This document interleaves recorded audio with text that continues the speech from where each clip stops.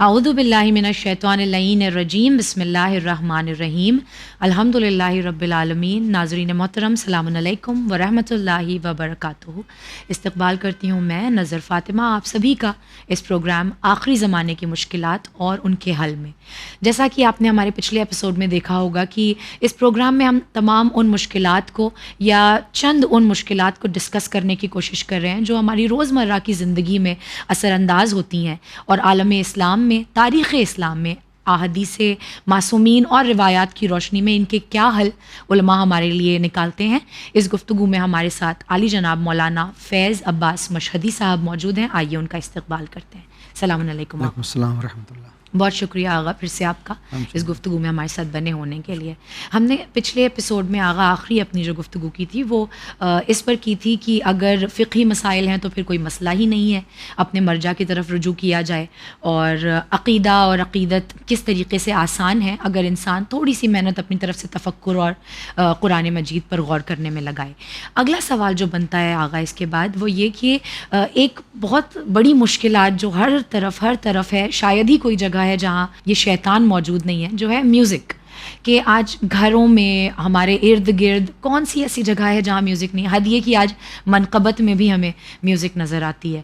تو اگر انسان، یا بالخصوص میں کہوں کہ مومن اپنے آپ کو میوزک سے بچانا چاہے تو دنیا سے کٹا تو نہیں جا سکتا، سوشل میڈیا پر ہونا ضروری ہے، اپنے آپ کو آگاہ رکھنا ضروری ہے، اپڈیٹڈ رکھنا ضروری ہے، تو پھر ایسے میں کیا جائے، بچا کیسے جائے میوزک سے؟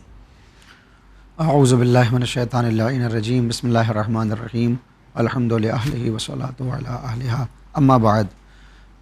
ایک خوبصورت سوال ہے یہ جی، اور اس وقت جوانوں کے ذہن میں یہ سوال تیزی سے اٹھتا چلا جا رہا ہے، کیونکہ جیسا آپ نے کہا کہ میوزک نہ صرف یہ کہ گانوں تک اور قوالیوں تک تھی، بلکہ اب منقبت میں بھی اس میوزک کو دیکھا جا رہا ہے۔ تو سب سے پہلے ہمیں میوزک کا کانسیپٹ سمجھنا ہوگا کہ شریعت میوزک کے لیے حکم کیا ہے اس کا۔ کلی طور پر قرآن کریم نے جب آپ آیات تلاشیں گے اور ائمہ معصومین کی روایات کو تلاشیں گے تو اس کو برا سمجھا ہے، اس کو اچھی چیز نہیں سمجھا گیا، بلکہ گناہان کبیرہ کے فہرست میں اس کو شامل کیا گیا۔ گناہ دو طرح کے ہوتے ہیں، ایک گناہ کبیرہ ہے، گناہ صغیرہ۔ فرق یہ ہوتا ہے گناہ کبیرہ وہ ہے جس پر اللہ نے آگ کی وعید کی ہے، گویا دھمکی دی ہے کہ اگر یہ گناہ کرو گے تو تم آگ میں ڈالے جاؤ گے، جہنم میں ڈالے جاؤ گے، وہ گناہان کبیرہ کہلاتے ہیں۔ 50 تک کی فہرست ہے ان کی، الگ الگ روایات میں کہیں 40، 52، 70، لیکن 50 وہ ہیں کہ باقاعدہ طور پر دیکھے جاتے ہیں قرآن و روایات سے، ان میں یہ میوزک بھی ہے، یہ میوزک بھی شامل ہے۔ اب سوال یہ پیدا ہوتا ہے کہ کیا ہر وہ چیز کہ جو گنگناتی ہوئی محسوس ہو، جو سریلی آواز میں کہتے ہیں کہ پڑھا جائے، یا کسی انسٹرومنٹ کا استعمال ہو، اس کو دیکھیے پہلی صورت یہ ہے کہ میوزک حرام ہے، میوزک حرام ہے، لیکن یہ طے کرنا کہ کون سی چیز میوزک کے دائرے میں ہے اور کون سی ردم یا کون سی دھن یا کون سی آواز میوزک کے باہر ہے، یہ ہمیں پہلے طے کرنا ہوگا۔ جب یہ طے ہو جائے گا تو پہلا قانون یہ بنے گا کہ وہ تمام دھنیں، وہ تمام انسٹرومنٹ، وہ تمام نغمے اور چیزیں کہ جو اس کے تحت جا رہی ہیں میوزک کے، وہ حرام ہو جائیں گی، اور جو اس میں نہیں جاتی ہیں وہ غیر حرام ہے اور حلال ہوں گی۔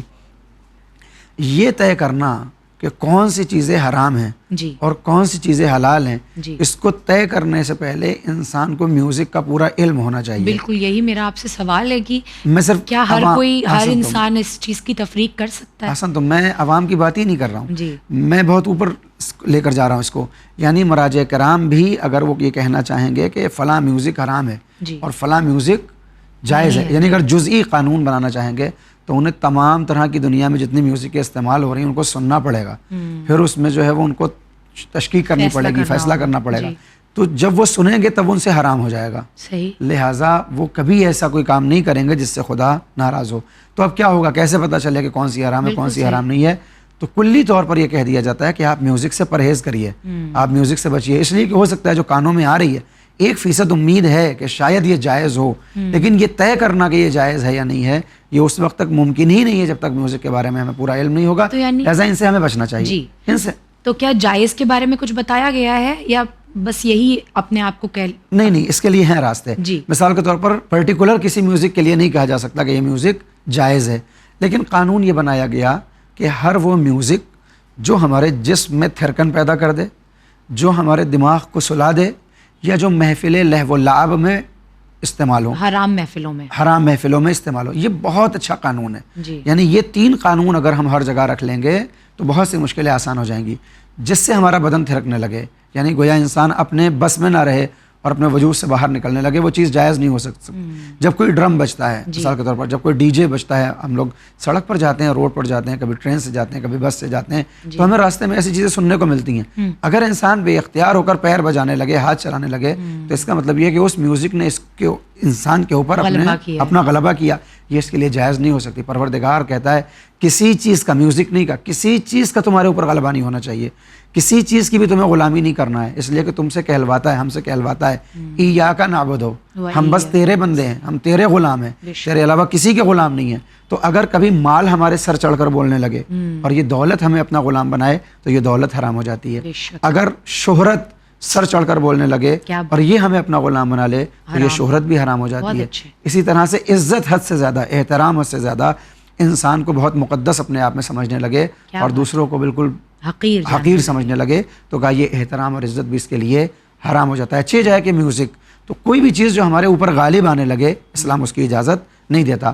دوسرا وہ ہے کہ محفل لہو و لعب، یعنی حرام محفلوں میں جب لوگ منورنجن کے لیے گویا اپنے انٹرٹینمنٹ کے لیے جمع ہوتے ہیں اور جن چیزوں کو استعمال کرتے ہیں وہ چیزیں جائز نہیں ہو سکتی. تو کیا پھر ہر چیز کو چھوڑ دیا جائے؟ ہر چیز کو چھوڑ دیں گے تو پھر کیسے زندہ رہیں گے؟ تو اس کے لیے کہا گیا دیکھیے جنگی باجے جو ہوتے ہیں، ہر ملک کا اپنا ملٹری کا ایک بینڈ ہوتا ہے، وہ محفل لہو و لعب نہیں ہے، وہ کسی کو تھرکانے کے لیے نہیں ہے، وہ جوش اور جذبے کے لیے ہے. تو کہا کہ اس کو سننے میں اتنا حرج نہیں ہے، لیکن اس شرط کے ساتھ کہ وہ چیزیں آپ کے اندر پیدا نہ ہوں جو پیدا ہو، شرائط ہیں وہ رہیں گے، بالکل رہیں گے. اگر اس کے ذریعے بھی ہمارا نفس بے قابو ہو رہا ہے یا ہمارے اندر خدا نہ کرے گناہ کی فیلنگ آ رہی ہے تو اس سے بچا جائے گا. لہٰذا ہر طرح کی میوزک سے پہلے طور پر ہمیں پرہیز کرنا چاہیے. لیکن اگر اب ہم جیسا آپ نے بیان کیا سوشل میڈیا یوز کرتے ہوئے اچانک کوئی میوزک آ گئی تو دیکھیے پہلی مرتبہ آ جانا بالکل گناہ نہیں ہے، بالکل ویسے ہی جیسے اسلام میں دوسری نظر کو حرام قرار دیا گیا ہے، پہلی نظر حرام نہیں ہے. میں بازار سے جا رہا ہوں، کسی سے آنکھیں ٹکرائیں، میں نے دیکھا اس کو، اسلام کہتا ہے کوئی حرج نہیں، جا رہے ہیں آپ نے دیکھ لیا، کوئی خیال بھی ذہن میں آ گیا، کوئی بات نہیں، پہلی بار یہ معاف ہو گیا، لیکن اب میں اس سے لذت لینے کے لیے دوبارہ اس کو دیکھنے لگوں گا تو کہ یہ دوسری نظر جو ہے وہ آپ کے لیے دوسری نظر شیطان کا تیر ہوتی ہے اور یہ حرام ہے. اسی طرح سے یہاں پر ہوگا، اگر ہم اسکرال کر رہے تھے، اچانک کی میوزک آئی، کانوں میں ٹکرائی، ابھی گناہ نہیں ہے، رک گئے اگر سیکنڈ بھر کے لیے بھی تو یہ گناہ ہو گیا. فوراً اسکرال کیا آپ نے اپنے مطلب کی چیزیں تلاش کرنے کے لیے. اگر ایسا ہو رہا ہے، حالانکہ ہمیں بچنا چاہیے، لیکن چونکہ مجھے معلوم ہے پریکٹیکل یہ ہونا ممکن نہیں ہے، اس دنیا میں اس وقت سوشل میڈیا کے بغیر نہیں رہا جا سکتا، موبائل کے بغیر نہیں رہا جا سکتا، اور موبائل میں یہ ساری چیزیں ہیں، تو سیدھا سا راستہ یہ ہے کہ ہم اس کے غلام نہ بنیں. اگر آنکھوں کے سامنے آتی ہے، کانوں میں کوئی آواز آتی ہے تو جلدی سے اس کو ہٹا کر ہم انشاءاللہ پاک چیزوں کو سن لیں تاکہ کان پاک ہو جائیں. میرے استاد کا ایک خوبصورت جملہ تھا، وہ کسی کی داستان بیان کرتے ہیں کہ کسی گناہ کرنے والے نے جب توبہ کی تو اس نے قرآن بہت پڑھا، اس نے پوری زندگی پر قرآن پڑھتا رہا، سنتا رہا. تو کسی نے اس سے پوچھا کہ نماز بھی ہے، روزہ بھی ہے، سب کچھ ہے، مگر تم سب سے زیادہ قرآن کو ترجیح دیتے ہو توبہ کے بعد، کیا وجہ ہے؟ تو اس نے کہا کہ اصل میں ان کانوں نے میوزک کی لذت کو بہت زیادہ محسوس کیا ہے. میرے گناہوں میں سب سے بڑا گناہ یہ تھا کہ میں لہو و لعب کا انسان تھا، میوزک گاتا تھا، میوزک سنتا تھا، اسی میں رہتا تھا. تو میرے زبان میں اور میرے کانوں نے بہت گناہ کیے ہیں. اب ان گناہوں کو پاک کرنے کے لیے بس یہی راستہ ہے کہ زبان پر قرآن کی تلاوت ہو اور کانوں میں قرآن کی صدا گونجتی رہے. بہت اچھا، ہمیں بھی انشاءاللہ ان چیزوں سے انشاءاللہ. اور بہت اطمینان بخش جواب ہے آغا یہ کہ جس طریقے سے پہلی نظر اللہ جانتا ہے کہ جو چیز انسان کی قدرت کے باہر ہے اس پر کیا کر سکتا ہے انسان، ٹھیک اسی طریقے سے اگر ہم اسکرول کر رہے ہیں نہیں بچا جا سکتا ان چیزوں سے تو کم از کم یہ کہ اس پر رکا نہ جائے، اس میں لذت نہ لی جائے، اس کو دوبارہ نہ سنا جائے. بہت شکریہ آغا. اس کے بعد ایک سوال ایک خاتون ہونے کے ناطے میں آپ سے کروں کہ آج معاشرے کے بڑھتے ہوئے اخراجات اور لائف سٹائل اتنا مشکل ہو چلا ہے کہ ہم زیادہ تر گھروں میں دیکھتے ہیں کہ مرد اور خواتین دونوں مل کے جو ہے وہ جاب کر رہے ہیں، لیکن اس کے باوجود کچھ ایسے گھر ہیں جہاں خواتین جاب نہیں کرتی ہیں. ایسے میں اس خاتون کو پہلے تو یہ کہ بہت کم آنکا جاتا ہے، وہ جو صرف گھر اور گرہستی میں لگی ہوئی ہے اسے یہ سمجھا جاتا ہے کہ وہ کسی کام کی نہیں ہے اور وہ گھر میں کنٹریبیوٹ نہیں کر رہی ہے. اس کی وجہ سے رشتوں میں تلخی آتی ہے، اس کی وجہ سے کئی شادیاں ٹوٹ جاتی ہیں.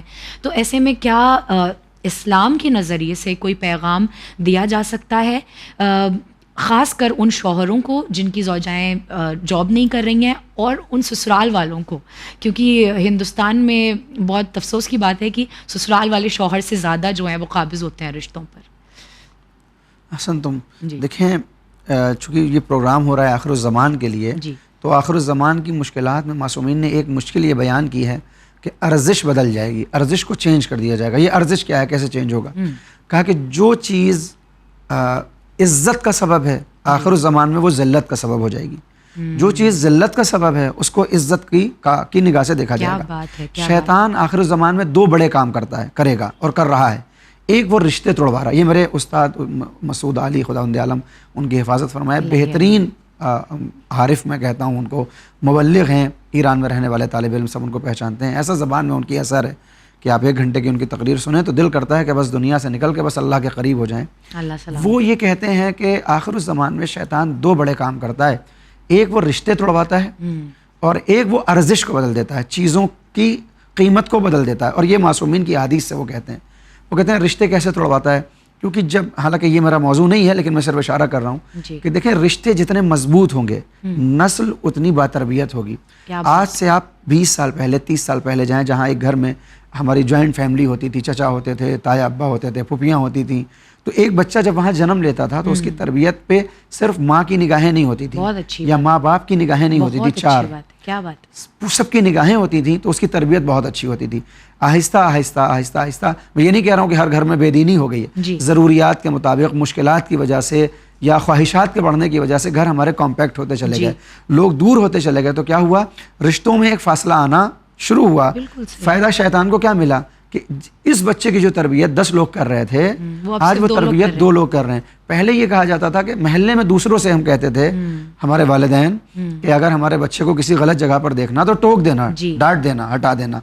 اب محلے والے تو چھوڑیے، اگر گھر والے بھی ڈانٹ دیں، گھر والے بھی ٹوک دیں تو ہم لڑنے پہ آمادہ ہو جاتے ہیں.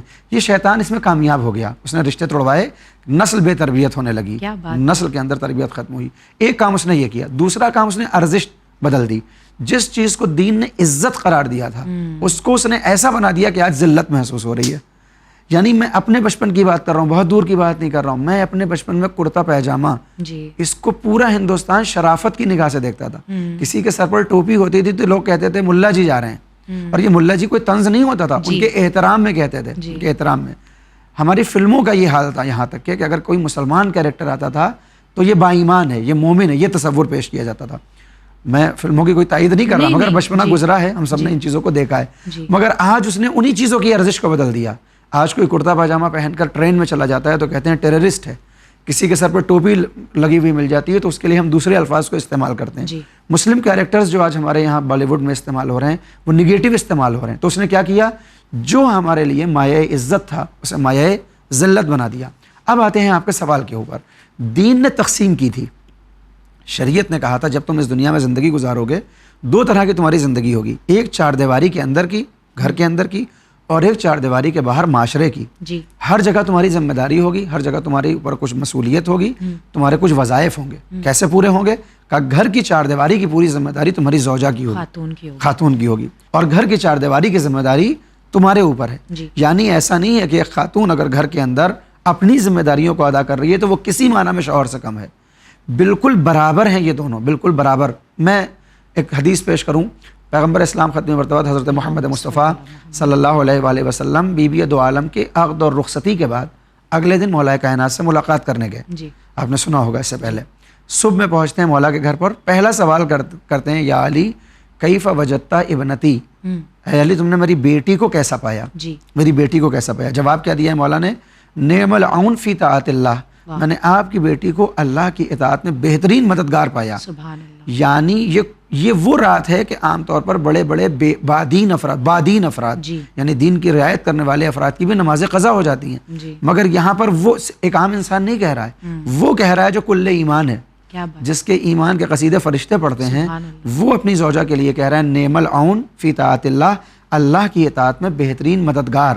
یعنی علی کے اس ایک جملے نے یہ واضح کر دیا ایک خاتون کی حیثیت شوہر کے لیے کیا ہونا چاہیے، ایک خاتون کی ذمہ داری شوہر کے لیے کیا ہونا چاہیے، اس کے ایمان کے لیے مددگار ثابت ہو. اب یہ اس کا ایمان کن چیزوں سے محفوظ ہوتا ہے، اس میں اگر یہ مدد کر رہی ہے تو یہ اپنی ذمہ داری نبھا رہی ہے. معاشرہ کچھ بھی کرے، اگر نسل پاکیزہ بنانے کے لیے یہ گھر کے اندر اس کی تربیت کر رہی ہے تو یہ اس ڈیوٹی سے لاکھ گنا بہتر ہے وہ جو 8 سے 12 یا 8 سے اچھے سے نہ ہو پائے. حسن تو وہ 8 سے 5 باہر جائے, ہو سکتا ہے مہینے میں ایک سیلری لے کر آ جائے, تو دنیاوی سہولتوں کے لیے پیسہ لے آنا یہ اس نے ذمہ داری, اس نے کام کیا ہے, مگر یہ اتنا ارزش والا نہیں ہوگا. اس کی جگہ پر اگر ایک بچہ اور ایک ایسی نسل باتربیت ہو جائے جو اپنے زمانے کے امام کے کام ہے, جو اس خاتون نے آمادہ کی ہو, تو اس کی ارزش کہیں زیادہ ہوگی. شیطان نے اس ارزش کو ختم کر دیا. ارے تم تو گھر میں بیٹھی رہتی ہو, تم تو گھر میں خالی بچوں میں الجھی رہتی ہو, تم تو برتنوں میں الجھی رہتی ہو. یہ طنز بن گیا ہے, جبکہ یہ ایک عورت کے لیے قصیدہ ہونا چاہیے تھا. کہ ہم نے دیکھا ہے کہ 1,24,000 انبیاء میں لوگ اعتراض بھی کرتے ہیں کہ کوئی خاتون جو ہے وہ نبی نہیں ہے, مگر یہ کیوں بھول جاتے ہیں کہ ہر نبی کسی عورت کی ہی آغوش میں نبی بنتا ہے. اگر اس کی ماں ویسی تربیت نہ کرے, آپ کسی بھی نبی کی حیثیت نہیں دکھا سکتے, کسی بھی نبی کی آپ تاریخ نہیں دکھائیں گے کہ اس کی ماں فاسدہ ہو اور وہ نیک ہوا ہو.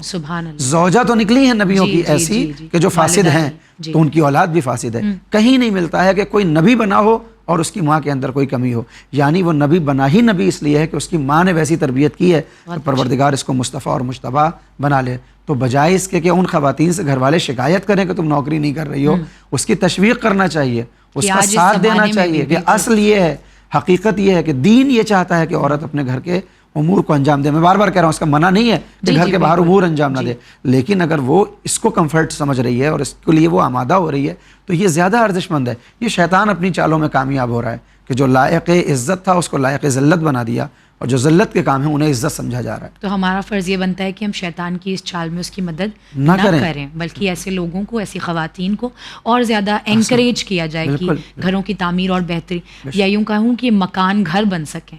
مولانا صاحب, اسی سے جڑتا ہوا ایک سوال یہ نکلتا ہے کہ ایک طرف تو یہ خواتین ہو گئیں کہ جو اپنی ان ذمہ داریوں کو نبھا رہی ہیں جو اللہ نے ان کے اوپر پہلا فریضہ رکھا ہے. اس کے علاوہ ہم دیکھتے ہیں کچھ خواتین, مجھ جیسی کہہ لیجئے, کہ جو گھروں کو بھی دیکھ رہی ہیں اور جو جس قابل ہیں اس حساب سے جاب بھی کر رہی ہیں. ایسے میں نہ صرف جاب بلکہ ایجوکیشن کے لیے بھی ہم دیکھتے ہیں کہ زیادہ تر جگہوں پر آج مرد اور عورت کی مکسڈ گیدرنگز ہوتی ہیں. ایسے ماحول میں جہاں دین اسلام مومنین کو, مومنات کو اپنی عفت اور پاک دامنی کے لیے اتنی زیادہ تاکید کرتا ہوا نظر آتا ہے, ان چیزوں سے بچا تو نہیں جا سکتا. جاب کرنا بھی اہم ہے, ایجوکیشن حاصل کرنا بھی اہم ہے, تو کہاں پر ایک لکیر کھینچی جائے پاک دامنی کی, کیسے اپنی عفت کو برقرار رکھا جائے؟ دیکھیں, اس کے آپ کے سوال میں ہی ایک جواب ہے کہ ہم نہیں بچ سکتے ہیں کہ ہم یہ کہیں کہ بچی ہے تو اس کو تعلیم نہ دیں, یا بچی ہے تو وہ معاشرے میں نہ نکلے. یہ نہیں ہو سکتا, یہ نہیں ہو سکتا آج کے دور میں, کیونکہ دین نے کبھی کسی دور میں بھی یہ نہیں چاہا. پیغمبر نے کہا تھا کہ طلب العلم فریضۃ علی کل مسلم والمسلمہ, علم کا حاصل کرنا جہاں ایک مرد مسلمان پر واجب ہے, ایک عورت کے اوپر بھی واجب ہے. تو ہم جائیں گے. اسی طرح سے اگر ہماری خدا نہ کرے کسی کا شوہر بیمار ہو گیا, اس لائق نہیں رہا کہ اب وہ کما سکے, مفلوج ہو گیا, خدا نہ کرے کوئی ایسی مصیبت آتی ہے کہ اب مجبور ہو گئی ہے عورت کہ وہ اب باہر نکلے, تو دین اس میں نہیں منع کرتا, یا اپنی مرضی سے بھی, جیسے آپ نے کہا کہ آپ جاب کرتی ہیں, پروردگار آپ کو سلامت رکھے. دین کبھی منع نہیں کرتا اس کو, مگر وہ کہتا ہے کہ جو ہم نے قیود لگائی ہیں, جو ہم نے باؤنڈریز بنا دی ہیں, ان کو پار نہ کرنا, ورنہ صرف نہ یہ کہ تمہارا نقصان ہوگا, تمہارے سے مراد اس خاتون کا نقصان ہوگا, اس کے گھر کا نقصان ہوگا, بلکہ اس معاشرے کی جب حدیں ٹوٹیں گی تو یہ دنیا جہنم معلوم ہونے لگے گی. وہ باؤنڈریز کیا ہیں؟ ہم اپنے مرجع کو دیکھیں, اس نے کتنی اجازت دی ہے کہ ہم معاشرے میں جا کر اپنے آپ کو کیسے محفوظ کریں. سب سے پہلا مسئلہ جو آئے گا وہ پردے کا آئے گا, کہ ہم کتنا پردہ کریں. ہر مرجع نے, ہر عالم نے اپنے زمانے کے اعتبار سے ایک تعریف کی ہے کہ عورت کو کتنا بدن چھپانا ہے اور کتنا کھولنے کی اجازت ہے. اگر وہ ان باؤنڈریز کی رعایت کرتی ہے, مردوں سے بس اتنا ہی کام لے رہی ہے, اتنی ہی بات ہو رہی ہے جتنی اس کے پروفیشن سے متعلق ہے, تو اس میں کوئی حرج نہیں ہے. لیکن اگر وہ باتیں اس سے آگے نکل کر جا رہی ہیں, تو پھر دین نہ صرف یہ کہ اس کام کو حرام سمجھے گا, بلکہ وہ جو مال آ رہا ہے وہ بھی حرام مال کہلائے گا. اس مال سے جو نسل آمادہ ہوگی اس پر بھی اس مال کے بہرحال اثرات ہوں گے, دکھائی دیں گے, بالکل اس کا اثر آئے گا. تو یہ بتانے کی کوئی ضرورت ہی نہیں ہے کہ آپ کی باؤنڈریز کیا ہیں. دین پہلے ہی بتا چکا ہے کہ ہم کو اپنی عفت کی, اپنی پاک دامنی کی حفاظت کرنی ہے. دوسرے کو اتنا موقع نہیں دینا ہے کہ وہ ہماری باؤنڈریز میں آ کر قدم رکھے. اگر اس طرح سے ہم زندگی کو چلا رہے ہیں تو کوئی حرج نہیں ہے, باہر نکلنے کی اجازت ہے. آپ ایران میں دیکھیں, اسلامی حکومت ہے, خواتین وہاں آرمی تک میں شامل ہیں, لیکن وہاں قیود ہیں, وہاں پابندیاں ہیں, وہاں چیزیں ہیں. ایک طرف وہ افراد دکھائی دے رہے ہیں جو بے حجاب ہونے کے لیے وہاں پریشان نظر آتے ہیں, اور دوسری طرف ایسی خواتین آ رہی ہیں کہ جو وزارت عظمیٰ تک پہنچتی ہیں اور اپنے پردے کی حفاظت کر رہی ہیں. ابھی ہم نے دیکھا ہے تو لہر رئیسی کی جو زوجہ ہیں, جو اہلیہ ہیں, کیا مرتبہ ہے ان کا, کیا مقام ہے وہاں پر, کیا انہوں نے علم حاصل کیا ہے اور کتنی محجبہ ہیں. وہ یہ بتا رہی ہیں کہ حجاب میں رہ کر بھی ہم سب کچھ کر سکتے ہیں. اور اس میں مجھے لگتا ہے کہ دونوں ہی کا بہت بڑا کردار ہے. جتنے اچھے سے خواتین اپنا حجاب کر کے اور اپنی جو باؤنڈریز ڈرا کرتی ہیں, اس میں اگر معاشرے کے مرد بھی اسی طریقے سے کنٹریبیوٹ کرنے لگیں کہ وہ بھی اپنی حدوں کو نہ پار کریں اور کسی کی آبرو کو نہ پامال کریں, تو ایک بہت ہی خوبصورت معاشرہ تشکیل کیا جا سکتا ہے. یہ تو ہے, اگر ہر انسان اپنی ذمہ داری کو سمجھ لے تو پھر جنت جانے کے لیے میں کہتا ہوں اکثر کہ مرنا نہیں پڑے گا, یہ دنیا ہی جنت بن جائے گی. بہت عمدہ ہے, بالکل. بہت شکریہ مولانا صاحب آپ کا. آج کے اس ایپیسوڈ میں ہم نے جہاں جنرل سوالات لیے آپ سے, وہیں خواتین سے متعلق بھی 2 سوالات لیے, اور اللہ ہم سبھی کو توفیق دے کہ ان باتوں پر نہ صرف ہم تبصرہ کر سکیں بلکہ پوری طریقے سے عمل پیرا ہونے کی کوشش کر سکیں. بہت بہت شکریہ. چند اور سوالات ہیں جو آپ سے اگلے ایپیسوڈ میں دریافت کریں گے. ناظرین محترم, دور حاضر, آخری زمانے کی مشکلات اور ان کے حل, یہ ہمارے اس پروگرام کا موضوع ہے. اور آپ دیکھ رہے ہیں کہ وہ مشکلات جو ہماری زندگی میں, جن سے ہم روز دو چار ہوتے ہیں, جو ہماری زندگی کا حصہ بنی ہوئی ہیں, ان سے کیسے ان کا سامنا کیا جائے اور ان کا حل عالم اسلام میں, بالخصوص تاریخ میں ائمہ معصومین کی احادیث اور روایات کی روشنی میں کیا ملتا ہے, اسی پر گفتگو چل رہی ہے. ایک اور ایپیسوڈ ابھی اس کا ہمارے پاس باقی ہے جس میں ہم آخری سوالات انشاءاللہ مولانا صاحب سے کریں گے. تب تک کے لیے آپ لوگ بنے رہیے چینل ون کے ساتھ. ہمیں دیجیے اجازت. فی امان اللہ.